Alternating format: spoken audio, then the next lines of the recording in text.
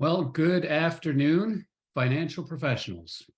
My name is John Florence, and I'm Senior Vice President of Marketing at E4 Insurance, and I'm welcoming you again to The Brew, where we build relationships every week. Thanks for tuning in with us today. For those of you joining us for the first time, welcome. We'd like to begin the Brewcast by celebrating today's National Day. As I looked at the calendar today, there are so many national days. It was really hard picking just three. I'm going to narrow it down to a few that at least struck me. The first is it's National Chocolate Custard Day. We encourage you to go out and find some of that creamy, chocolatey goodness and enjoy it with a friend. Were you aware that chocolate originally comes from Mexico? The Aztecs made a whipped chocolate drink that was a large part of their religious and cultural celebrations. The word chocolate is actually from a Nahuatl word, chocolatl. And I think the idea of building a religion around chocolate sounds like a pretty good thing and something that I could probably get behind myself. Today is also National Bike to School Day, which is encouraging us all to leave the car in the garage, let the kids get some exercise. And now that the weather has turned for the better, hop on that bike and get themselves to school for a change. And finally, today is also National Interpreter Appreciation Day. There are about 6,500 languages spoken in the world, and today we celebrate those who are able to connect those of us who are not fluent in pretty much any of them. There are all kinds of interpreters: simultaneous, consecutive, whisper, lip readers, and even phone interpreters. Personally, I just like to find one that can help my wife and I to speak the same language. So celebrate National Interpreter Appreciation Day today. On today's brew, we welcome back Mason McKinnie. Mason is the Sales Vice President of Business Solutions at The Principal. And I was just looking at the calendar, and it was surprising to me to see, because I feel like I see Mason and I interact with him on a fairly regular basis, and I felt like maybe he had been on the brew more recently than the last appearance that he made, which was back in April 6th of 2020. We all recall where we were back then. It was really fully in the grips of the COVID pandemic, and really the start of these broadcasts on a video basis. But at that time, Mason was doing a presentation called Underwriting and Social Media. Mason, and we've come a long distance from there, haven't we? Welcome back to The Brew. It's nice to see you again. We have, and I guess shame on me for taking that 3-year hiatus. So I'm excited to be back, and hopefully it's not 3 years before my next brew. Going forward. Yeah, no problem. We're happy to have you back. And in fairness, you have had some of your other colleagues at The Principal who have joined us in those intervening years as well. So even if Mason himself was not present, at least some of the people and the influencers from The Principal were joining us here as well. So as I was looking at the presentation that you're going to be giving us today, I noticed a line that I would just love to, maybe if we can start off with that. It says that The Principal is a company, an insurance company, that works with advisors to help business owners provide asymmetrical benefits to asymmetrical contributors. Now, that is a mouthful even for me to say, but why don't we start with that and explain what is it that we mean by asymmetrical benefits and asymmetrical contributors? Yeah, no, absolutely. Indeed a mouthful, but yet I think it's something that applies throughout our industry from a financial services perspective, and what employers can do to treat their top contributors commensurate with their contributions to the company and their general income. And so we're helping advisors, business owners, and their key employees to get more than what they deserve, and to hopefully feel valued by the employers who provide those benefits. And that's what we're going to talk to today, specifically with GI term as it relates to providing additional asymmetrical insurance benefits to those asymmetrical contributors of those business, which we'll talk about. So, first, I do want to say thank you again for allowing me to spend some time with you guys. I would be remiss to not talk about kind of what's happened in the past few years with principal, and I guess the bottom line is we've made a decision to focus more, to narrow our focus, and to allocate more in all of our resources on the business market. And so we are now almost wholly dedicated to providing solutions for businesses, business owners, their key employees, their family members, and the personal business needs surrounding those folks. So if you can put a bubble around a business, and that's business and personal planning needs, we want to have a stake in that. And that really is what our focus. And that really is what has driven kind of this asymmetrical contributor conversation, because we do a lot of things at Principal really well. We're a top 2 provider of qualified plan and 401k benefits. We're the #1 provider of non-qualified deferred compensation benefits. We're the #1 administrator of ESOPs. We are the #1 provider of white-collar disability income and DI carve-out plans. We are a top, depending on the line, we're a top 1, 2, or 3 group benefits provider as well. And so when you look at those foundational benefits and solutions for employees, nobody does it better than Principal, to the point where now we can build off of that and provide additional benefits for those folks who need more than what those benefits can provide. And that's really what we're going to focus on today. Sounds fantastic. Yep. So I guess, who are those folks? Who are those asymmetrical contributors? Who are the difference makers of a company? We're talking about key employees, right? We're talking about those who are going to have the largest impact to operations and workflows, who are going to have the relationships with customers, with vendors, those who are driving the most revenue, profits, and sales in a company to frankly provide the biggest impact to the value of that business to that business owner. Because at the end of the day, it's all about the business owner and what they can do to maximize the value and the profitability of their business for them, stakeholders, employees, family members, et cetera, and to eventually allow them to exit that business. And if you can't keep your top employees, top contributors, and the people that provide all the impacts of those bullet points on the screen happy, you're going to lose them. They're going to go somewhere else where they're going to feel more valued. And so we want to make sure that those asymmetrical contributors are getting benefits that make them feel valued. You want to make them stick around doing their jobs. Mason, let me ask you a question. Isn't it true, or is it true that as a business owner, I have to kind of offer the same kinds of benefits to all of my employees, right? So long as I've got my 401k and my health plan and those kinds, and vacation policies and everything in place, isn't that really what I'm restricted to doing, or are there some other things I should be doing? Yep, great question. And at its core, right, there are foundational benefits that are table stakes to a business that they need to provide to all of their employees, frankly, to function, right? Anymore, you can't compete in the world as a business owner without providing 401k or ability for your employees to save.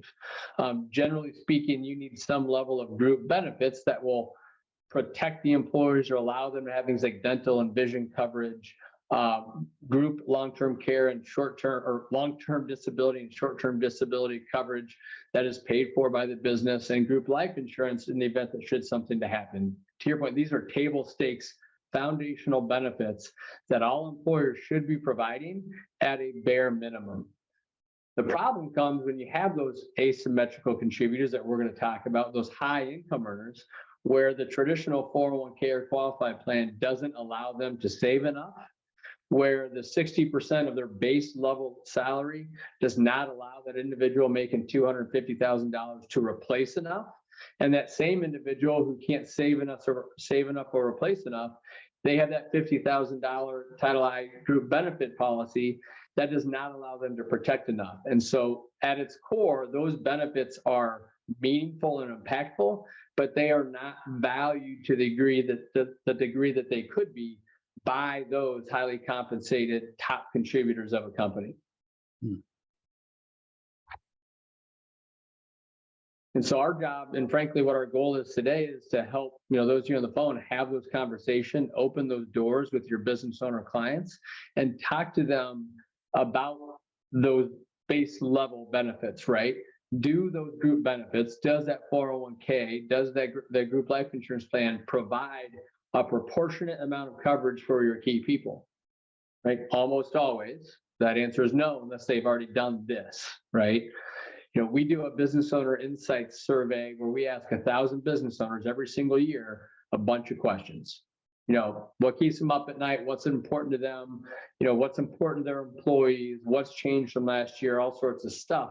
And one of the biggest things we've heard, about 55% of those business owners know and acknowledge and want and need to provide better and more executive benefits for their top contributors. So we had the great resignation over the past few years.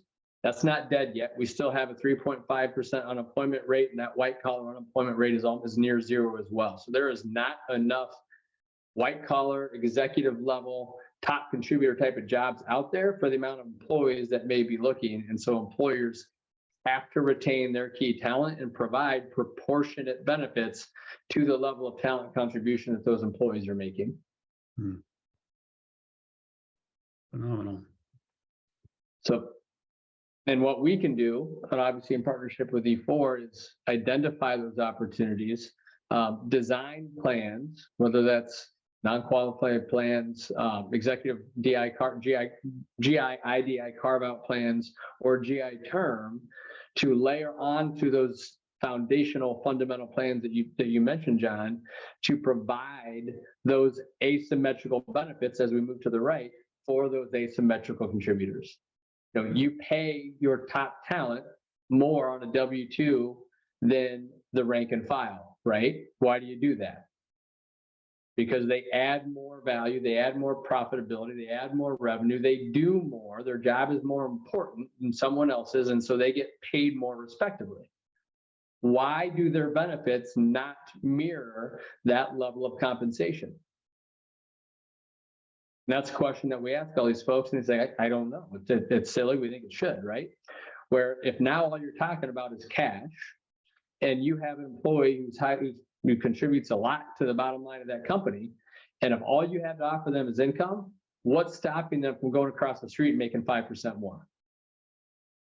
Yeah. Let's provide those benefits, right? The non-qualified plan, GI term, the DI carve-out plans that will make them think twice, saying, hey, if I leave, am I going to lose all this stuff?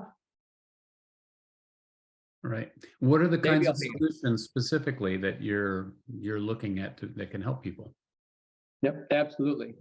We talked about the non-qualified plans from a 401k perspective, different retention strategies you could use, kind of putting the carrot at the end of that stick from an accumulation standpoint and employee retention. We have a really great IDI carve-out capability where generally your LTD plans cover 60% up to $10,000, right? And the more money you make, the larger that gap is between that 60% and that cap of $10,000. And so we can provide additional coverage to fill that 40% gap. And so that should they cut their hand off doing, cutting down limbs this weekend, they know that they can maintain their lifestyle that they had before. And if they're not able to come into work and do their job. But specifically today, we were going to talk about that group insurance risk and not being able to protect enough. Generally speaking, and we're starting to look at a lot of them, we're seeing a max of 1 times income in a lot of these plans. And generally it's even, if they're doing any insurance benefits at all, it's capped at $50,000. $50,000 is that Title I rate that says anything over 50 grand on a group life insurance benefit is taxable.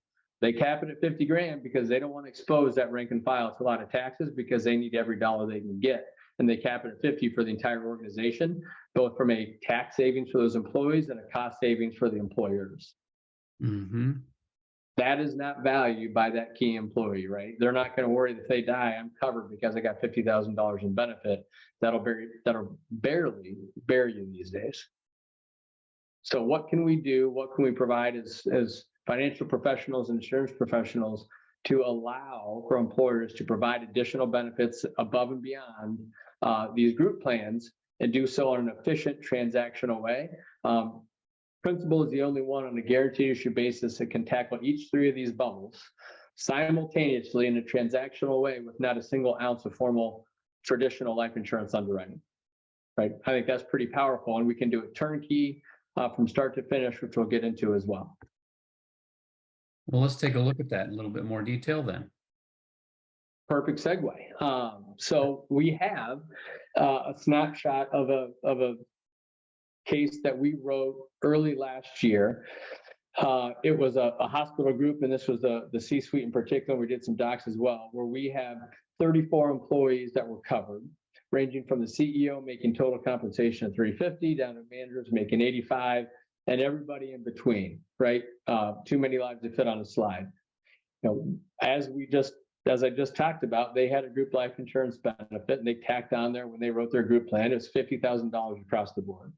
As you can see to the far right, from an income replacement standpoint, that CEO is replacing 14% of their income with that $50,000 policy. That manager is replacing 58% of their income with that group benefits policy. Mind you, carriers' traditional income replacement guidelines, if you're 40 years old, I can replace 30 to 35 times your income from a financial justification standpoint. And their group benefits are replacing 14 to 60%. Right? So they are not providing any type of asymmetrical benefits. That is very much a symmetrical benefit for a lot of asymmetrical contributors.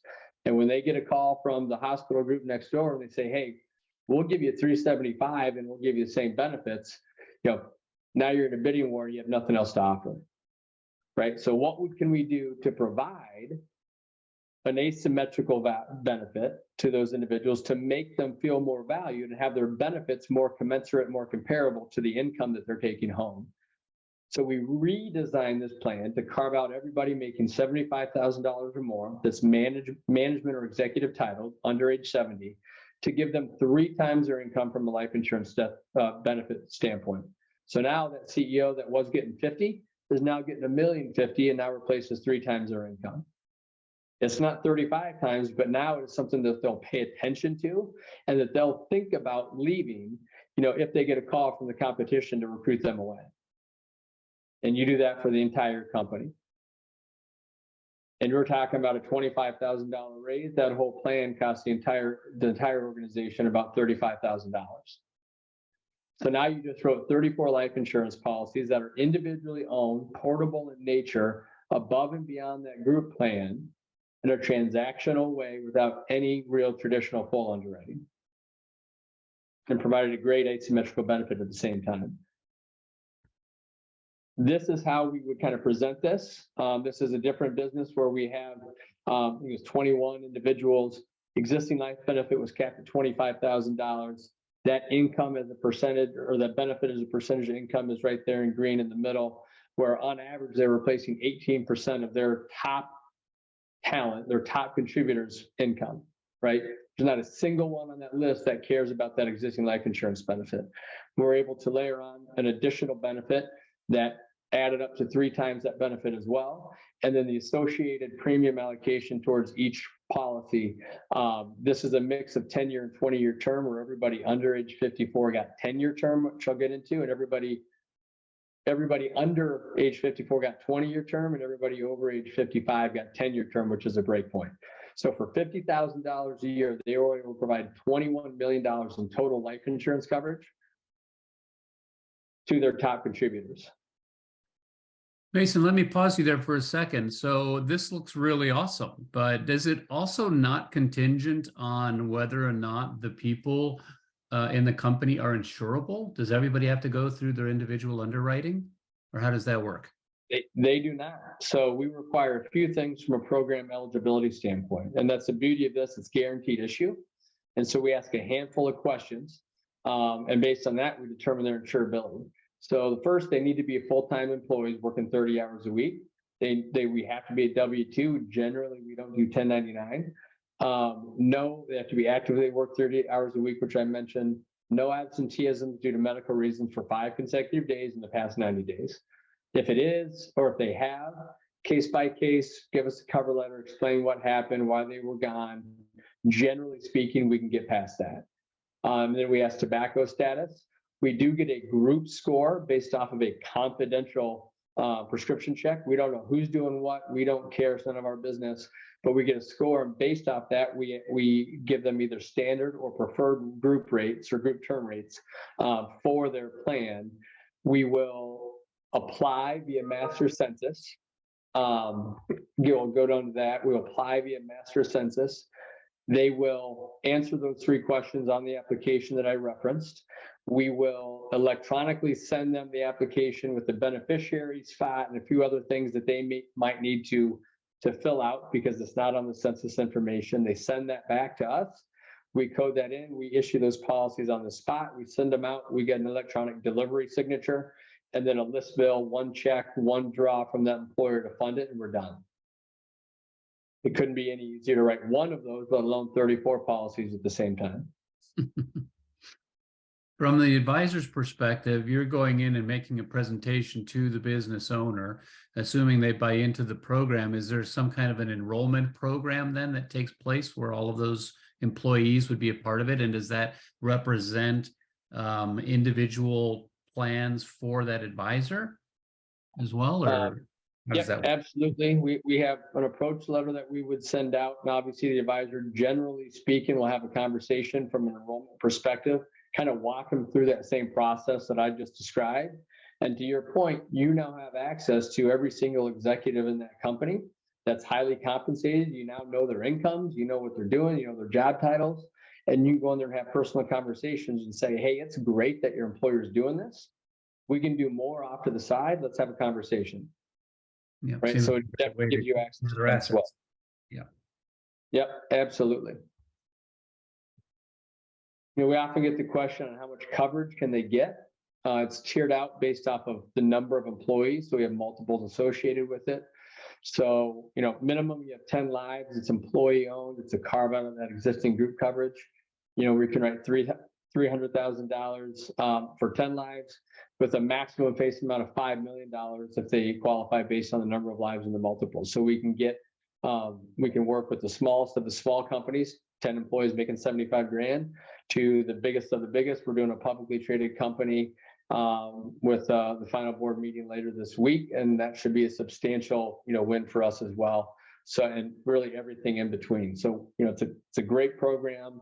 It's a great product, and it fills the need that every single small to medium-sized business has, which is symmetrical benefits for asymmetrical contributors, and we want to change that. Right. How do you go about retaining key people? So you were talking about, you know, it's relatively simple to be able to engage a business in a program like this. And you kind of walk through some of the different ways and the surveys and so forth that need to take place. You brought the slide up, so you're going there already, but talk about what does the principal bring in terms of resources to help an advisor who's trying to put something in place like this? No, absolutely. Ton of resources. One, you have myself, you have my counterpart, Jack Levy, who kind of works alongside of me from a training and business development standpoint. You have a dozen CPAs and JDs who work objectively and consultatively in a best practice kind of way to make sure we're doing the right things, right, in the right situations. And then, like I said, we're there on a initial case design. We're there on an implementation and enrollment perspective. You have a dedicated new business enrollment specialist who will send out the initial email with the applications, with everything to do there, and then they walk through the process from start to finish. Daily reminders on who hasn't signed their documents and forms, so that, you know, the agent advisor or the HR person go out there and harass the folks who haven't signed their stuff. And then at the end of the day, we have an administration team and an individual administrator assigned to that case who will work on an ongoing basis, on a complementary basis as well, for enrollments, additions, subtractions, list billing questions, that sort of thing, to make sure that not only is it implemented and enrolled smoothly, but it is administered smoothly to perpetuity, right? So however that plan ceases to exist or principle. And we're there every step of the way. Sounds like it couldn't be any easier. So from the advisor's perspective, really the only thing that they've got to think about is who are the right prospects or targets for a program like this. You know, look through your book, see those business owners that might fit into a plan like this, and then get on the horn with your E4 RVP and with Mason and see if something like this can't be implemented. And to that note, and I know we're getting short on time, if you write principal group benefits right now, I can pull your group benefits block. I can filter out your clients that have 10 lives or more, making 75 grand, executive titled, and we can design a sample for you to proactively go to these companies. So I can tell you right now which principal customers you have would be a good fit for this, and we can design a plan and take it out to them and see if there's interest for you to present. And so, not only can we help you along the way, but we can help you prospect, and we can tell you which one of your existing clients are a good fit as well. Well, as you say, we're coming back, still in the process. I think most companies coming back from the COVID pandemic. As you said, the Great Resignation is still kind of underway. And as people are kind of thinking about leaving the workforce, this may be a great reason to keep them engaged with the businesses where they're currently working. So it seems like a really great opportunity for advisors and businesses alike. That's a great slide right there to share with us. And so while we're waiting to see if there are any questions from the audience, I would like to remind everybody that today's brew and our full library of brewcasts are recorded and they're shared on the Brew blog on our website at www.e4.insurance. You can also just go to Google and type in the search YouTube E4 Insurance Services, and you will get the entire library of brewcasts. Now, Mason, we do a giveaway, as you're aware, and so I'd like to ask you to pick a number between 1 and 25. 7. The number is 7, and lucky number 7 is Debbie Struthers. So Debbie, congratulations, and be on the lookout for our complimentary CE voucher and Starbucks gift card that'll be coming your way from all of us here at E4 Insurance Services. I'm looking in the chat box, Mason. I'm not seeing any additional questions. So you must have covered the topic very thoroughly. I want to thank you again for being a part of the Brewcast today. We appreciate you being here and always like having you come and make it a little bit more frequently than 3 years next time. Let's do it. So join us next week, please, as well as we welcome John Jacobs, who is the Senior Vice President of Business Development with Libra Insurance Partners. And just like in financial markets, clients for wealth management also continue to evolve. The next 10 years are not going to look like the last 10 years, and understanding that shifting client and wealth management base will be critical for your continued success. So join John Jacobs and E4 to explore the key trends on client demands as we move forward into the next decade. That'll be next week on The Brew. Thanks for joining us. Thank you.